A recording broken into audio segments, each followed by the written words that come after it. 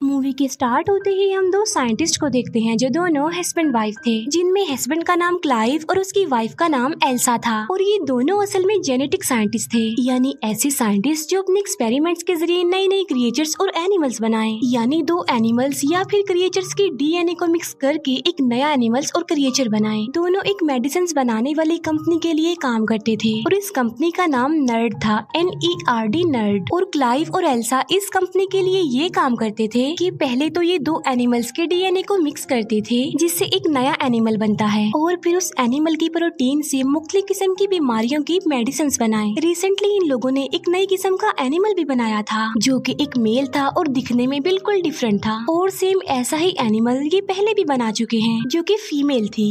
अब ये दोनों एनिमल्स को एक दूसरे के आमने सामने लाते हैं और वो दोनों एनिमल्स एक दूसरे से बहुत प्यार से मिलते हैं, यानी वो दोनों एनिमल्स एक दूसरे को पसंद कर रहे थे। इसका मतलब ये था कि उनका एक्सपेरिमेंट सक्सेसफुल हो गया था। ये देखकर वो दोनों अपनी कंपनी की बॉस के पास जाते हैं और उसे बताते हैं कि हमने बहुत सारे एनिमल्स के डीएनए को मिक्स करके ये अलग तरह का एनिमल बनाया है और इसकी प्रोटीन की मदद से हम बहुत सारी बीमारियों की मेडिसिन बना सकते हैं। और इसके साथ साथ हमने एक नया तरीका भी डिस्कवर किया है, और वो ये कि हम इंसान और जानवर के डीएनए को मिक्स करके एक नई ब्रीड बना सकते हैं और डेफिनेटली हम बहुत सारी बीमारियों की मेडिसिन बना सकते हैं। उनकी बॉस बताती है कि जो काम तुम कर रहे थे, यानी जो एक्सपेरिमेंट तुमने किया, उससे कंपनी बहुत खुश है, और जो तुम बात कर रहे हो यानी इंसान और जानवर के डीएनए को मिक्स करने की, उसके लिए कंपनी अभी एग्री नहीं होगी फिलहाल। और जो जानवर तुमने बनाए हैं, हमारी कंपनी उनके प्रोटीन से मेडिसिन बनाना चाहती है, इसीलिए सारी रिसर्च को रोक कर मेडिसिन बनाने पर फोकस किया जाएगा। जिस पर क्लाइव और एल्सा कहते हैं कि अगर हमने ये काम स्टार्ट ना किया तो कोई और कर देगा। जिस पर बॉस कहती है कि हमने कब कहा कि हम ये काम नहीं करेंगे, हम ये काम जरूर करेंगे, मगर उससे पहले हम मेडिसिन बनाएंगे और उन्हें मार्केट में लाएंगे और उसके बाद तुम्हारे प्रोजेक्ट पर काम किया जाएगा। इसीलिए वो उन दोनों को मना कर देती है। इस बात की वजह से ये दोनों डिसअपॉइंटेड हो जाते हैं, क्योंकि वो दोनों जेनेटिक साइंटिस्ट थे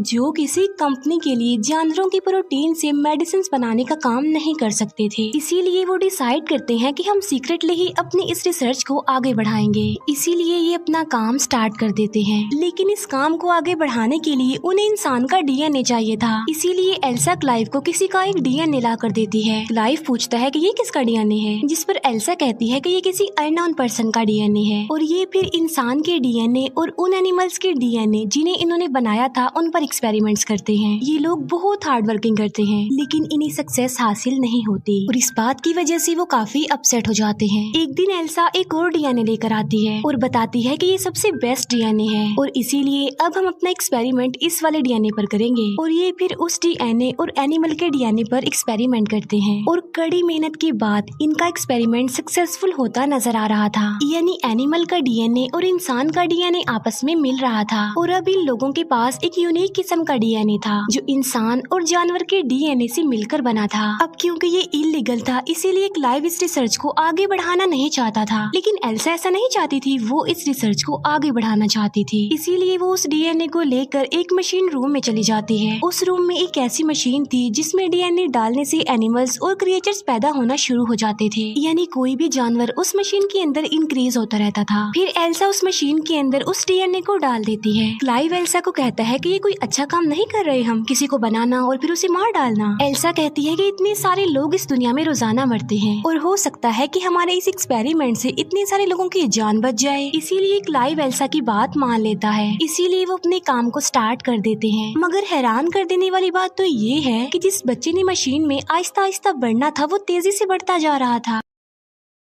चेक करने पर उन्हें पता चलता है कि बच्चा बिल्कुल नॉर्मल है, लेकिन शाम को उस लैब का अलार्म बजने लगता है और जब ये लोग चेक करने के लिए जाते हैं तो ये देखते हैं कि बच्चा पूरी तरह डेवलप्ड हो गया है, यानी वो पैदा होने के लिए, बाहर आने के लिए डेवलप्ड हो गया है। इसीलिए वो उसे बाहर निकाल देते हैं, जो काफी अजीब लग रहा था। क्लाइव इस क्रिएचर को मारना चाहता था। एल्सा कहती है कि अभी हमें ऐसा नहीं करना चाहिए, क्योंकि क्या पता कि हम एक सक्सेसफुल क्रिएचर बना ले, लेकिन क्लाइव एल्सा की बात नहीं मानता। इसीलिए वो उस जगह पर जाते हैं जहाँ पर वो क्रिएचर क्रिएचर था, क्योंकि वो उसे मारना चाहते थे और वहाँ जाकर उन्हें पता चलता है कि वो तो पहले ही मर चुका है। इसीलिए क्लाइव वहाँ से चला जाता है। एल्सा कहती है कि अब खतरे वाली कोई बात नहीं है। इसीलिए एल्सा उस बॉक्स को ओपन कर देती है और जब वो चेक करती है तो उसे पता चलता है कि यहाँ पर कोई बच्चा, कोई क्रिएचर नहीं है, बल्कि ये सिर्फ एक स्किन है। यानी उस स्किन में से कोई क्रिएचर निकला है जो उस वक्त लैब में ही है। फिर वहाँ पर वही अजीब सा क्रिएचर दिखाया जाता है जिसके 2 पैर थे। बाहर से क्लाइव उस क्रिएचर को देख लेता है और वो एल्सा को कहता है कि तुम जल्दी से बाहर आ जाओ, मैं पॉइजनस गैस ऑन कर रहा हूँ। लेकिन एल्सा क्लाइव की बात नहीं मानती और वो उस क्रिएचर को कहती है कि मैं तुम्हें कोई नुकसान नहीं पहुँचाऊंगी, इसलिए तुम मत डरो। और ये सुनने के बाद वो अजीब सा क्रिएचर एल्सा के पास आता है और उसे डरता भी नहीं। लेकिन तभी पीछे से क्लाइव एक रॉड लेकर वहाँ पर आ जाता है, जिसे देखकर उस क्रिएचर को गुस्सा आ जाता है। फिर क्लाइव और एल्सा वहाँ से बाहर आ जाते हैं। क्लाइव एल्सा को कहता है कि मैं पॉइजनस गैस ऑन कर रहा हूँ क्योंकि मैं इस क्रिएचर को जिंदा नहीं रख सकता, मैं इसे मारना चाहता हूँ। जिस पर एल्सा कहती है कि नहीं, हम सिर्फ इसे बेहोश कर देंगे क्योंकि मैं देखना चाहती हूँ कि हमने क्या बनाया है। इसीलिए वो उसे बेहोश करते हैं और उसे एग्जामिन करने लगते हैं। तब उन्हें पता चलता है कि ये क्रिएचर एक फीमेल है असल में, जो बहुत फास्टली ग्रो कर रही है और एक टाइम ऐसा आएगा कि डेवलप्ड होने के बाद मर जाएगी। यानी इसका लाइफ साइकिल बहुत छोटा है। फिर आहिस्ता आहिस्ता ये क्रिएचर बड़ा होता जा रहा था, डेवलप होता जा रहा था। उसके हाथ पैर निकलने लगते हैं, उसका दिमाग भी डेवलप्ड हो जाता है और एल्सा उसे इमोशनली कनेक्ट भी होते जा रही थी। वो उसे खाना खिलाती थी, डिफरेंट एक्टिविटीज सिखाती थी। एक दिन एल्सा उस क्रिएचर को बहुत सारे अल्फाबेट्स देती है और उसे कहती है कि इन अल्फाबेट्स को ऐसे अरेंज करो कि मेरा नाम बन जाए। लेकिन वो क्रिएचर सिर्फ नर्ड बना देती है, NERD, जो इस कंपनी का नाम था, क्योंकि उसने एल्सा की शर्ट पर ये स्पेलिंग देखे थे। ये देखकर एल्सा खुश हो जाती है क्योंकि वो अब चीजों को पिक कर रही थी। तभी वहाँ पर क्लाइव आ जाता है जो उस क्रिएचर को बिल्कुल भी लाइक नहीं करता था। वो कहता है कि इस क्रिएचर को बाहर किसने निकाला, अंदर रखो इसे, और इसकी दुम भी कवर होनी चाहिए। असल में उस क्रिएचर की एक काफी लंबी दुम थी। एल्सा क्लाइव को कहती है कि इसे जानवर मत कहो। क्लाइव कहता है तो फिर मैं क्या कहूँ इसे। वो कहती है कि तुम इसे ड्रेन कहो क्योंकि इसने अभी अभी अल्फाबेट से NERD नर्ड बनाया है, जिसे उल्टा करके ड्रेन बनता है। और फिर एक दिन क्लाइव का भाई भी ड्रेन को देख लेता है और उसे ड्रेन की सारी रियलिटी पता चल जाती है। अब क्योंकि वो ड्रेन को वहाँ पर नहीं रख सकते थे, इसीलिए वो उसे एक फार्म हाउस में भेज देते हैं। और अब वो टाइम आ जाता है जब क्लाइव और एल्सा ने कंपनी के ऑनर को प्रेजेंटेशन देनी थी उन क्रिएचर्स के बारे में जो उन्होंने पहले बनाए थे। और जब वो प्रेजेंटेशन देने के लिए उन दोनों क्रिएचर्स को कंपनी के ऑनर के सामने लाते हैं और तब वो दोनों क्रिएचर एक दूसरे से लड़ने लगते हैं और इसी में ही उनकी मौत हो जाती है। और इस बात की वजह से वो लोग काफी डिसअपॉइंटेड हो जाते हैं। फिर वो उन दोनों क्रिएचर्स के लड़ने का रीजन ढूंढते हैं। तब उन्हें पता चलता है कि उन क्रिएचर में जो फीमेल थी वो अपने आप ही कन्वर्ट हो गई थी, यानी उसने अपना जेंडर चेंज कर लिया था और वो मेल बन गई थी क्योंकि उस क्रिएचर में एक ऐसे एनिमल का DNA था जो खुद को कन्वर्ट करके अपना जेंडर चेंज कर सकते थे। और एल्सा और क्लाइव को ये बात इसीलिए पता नहीं चल पाई क्योंकि वो अपने दूसरे एक्सपेरिमेंट यानी ड्रेन के साथ बहुत बिजी थे और यहाँ पर वो टाइम ही नहीं दे पाए। ड्रेन जो कि अब काफी बड़ी हो चुकी है और एल्सा उसे बिल्कुल बच्चों की तरह ट्रीट करती थी, उसे सब कुछ सिखाती है, उससे प्यार करती है। लेकिन एक दिन ड्रेन भागकर जंगल में चली जाती है और जब क्लाइव और एल्सा उसे चेक करने के लिए जाते हैं तो वो देखते हैं कि ड्रेन ने एक रैबिट को मार दिया है और वो उसे खा रही है। इसके बाद वो दोनों उसे घर ले आते हैं। एल्सा फिर जब ड्रेन को खाना देती है तो वो खाना नहीं खाती बल्कि कहती है कि मैं इस बोर जगह की वजह से बहुत ज्यादा बोर हो गई हूँ। ये बात वो अपनी जुबान से नहीं बताती बल्कि वो उन अल्फाबेट्स की मदद से TDS लिख देती है, यानी यहाँ पर मैं बहुत ज्यादा बोर हो रही हूँ। फिर वो छत को फाड़कर ऊपर चली जाती है। तब उसके पीछे पीछे क्लाइव और एल्सा भी जाते हैं।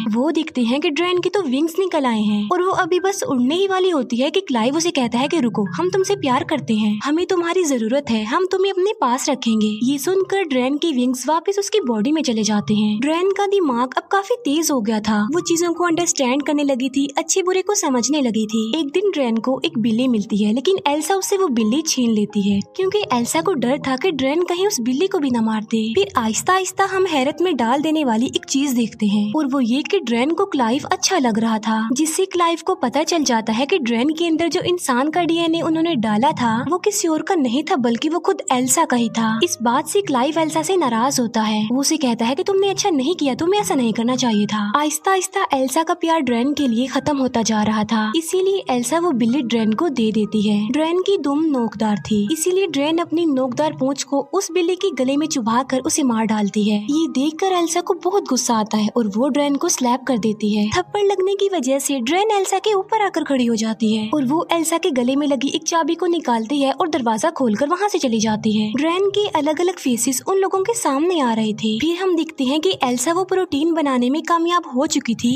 जिसकी रिस्पॉन्सिबिलिटी कंपनी ने उस पर लगाई थी। फिर एक दिन क्लाइव कैमरा की फुटेज यानी अपने लैपटॉप की स्क्रीन पर देख रहा होता है कि ड्रेन कहाँ पर है और ड्रेन उस वक्त पानी में होती है और अब क्लाइव को भी ड्रेन अच्छी लगने लगी थी और वो अपने लैपटॉप की स्क्रीन पर हाथ लगाता है। दूसरी तरफ ड्रेन भी कैमरा को टच करती है यानी वो क्लाइव के हाथ को अपना हाथ लगाती है क्योंकि वो जान चुकी थी कि क्लाइव उसे देख पा रहा है। ये देखकर क्लाइव काफी हैरान रह जाता है। फिर हम देखते हैं कि क्लाइव उस फार्म हाउस उस जगह पर आया है जहाँ पर ड्रेन थी। क्लाइव वहाँ पर अकेला आया था यानी उसके साथ एल्सा नहीं थी। क्लाइव ड्रेन को आवाज लगाता है लेकिन वो उसे कहीं पर भी नजर नहीं आती। तभी क्लाइव पीछे मुड़कर देखता है तो ड्रेन उसके पीछे खड़ी होती है। तभी ड्रेन क्लाइव के पास आकर उसे कहती है कि तुम मुझे अच्छे लगते हो। इस पर क्लाइव कहता है कि नहीं ये बुरी बात है। लेकिन अब क्योंकि क्लाइव को भी ड्रेन अच्छी लगती थी इसीलिए वो भी अपनी फीलिंग्स पर कंट्रोल नहीं कर पाता। लेकिन इतनी ही देर में वहाँ पर एल्सा आ जाती है। वो जब उन दोनों को साथ देखती है तो उसे बहुत बुरा फील होता है इसीलिए वो नाराज होकर वहाँ से चली जाती है। अब क्योंकि ड्रेन की दुम का इतना बड़ा नेल था यानी वो किसी के लिए भी खतरा हो सकता था इसीलिए एल्सा उसकी दुम काट देती है। एल्सा बहुत ज्यादा सैड होती है और यहाँ पर उन दोनों को अपनी गलती का एहसास होता है कि उन्हें ये क्रिएचर नहीं बनाना चाहिए था। एल्सा कहती है कि जो प्रोटीन कंपनी को चाहिए था वो मैं बना चुकी हूँ और वो ड्रेन के अंदर है, बहुत ज्यादा है। और अब वो दोनों डिसाइड करते हैं कि वो ड्रेन को मार डालेंगे। फिर वो दोनों ड्रेन के पास जाते हैं। वो देखते हैं कि ड्रेन की हालत तो ऑलरेडी मरने वाली है और देखते ही देखते ड्रेन मर जाती है क्योंकि हम जानते हैं कि उसका लाइफ साइकिल इतना ही था। उसके मरने के बाद वो दोनों उसे करीबी जगह पर दफना देते हैं। दफनाने के बाद क्लाइव का भाई वहाँ पर आता है और उसके साथ एक और एम्प्लॉय था और क्लाइव का भाई भी उसी कंपनी में काम करता था। क्लाइव का भाई कहता है कि मैं जानता हूँ कि तुम दोनों ने एक क्रिएचर बनाया है जो बिल्कुल इंसानों जैसा लगता है क्योंकि जो प्रोटीन तुमने कंपनी को दिया है उसमें ह्यूमन का डीएनए भी शामिल है। इसीलिए अब मैं उस क्रिएचर को देखना चाहता हूँ जो तुमने बनाया है। जिस पर वो कहते हैं कि वो तो मर चुकी है और हम तो उसे दफन भी कर चुके हैं। और तभी किसी की जोरदार चिल्लाने की आवाज आती है और ये आवाज उस तरफ से आ रही थी जहाँ पर उन्होंने ड्रेन को दफन किया था। इसीलिए वो जल्दी से उसी तरफ भागते हैं। वो देखते हैं कि जहाँ पर उन्होंने ड्रेन को दफन किया था वो वहाँ पर नहीं है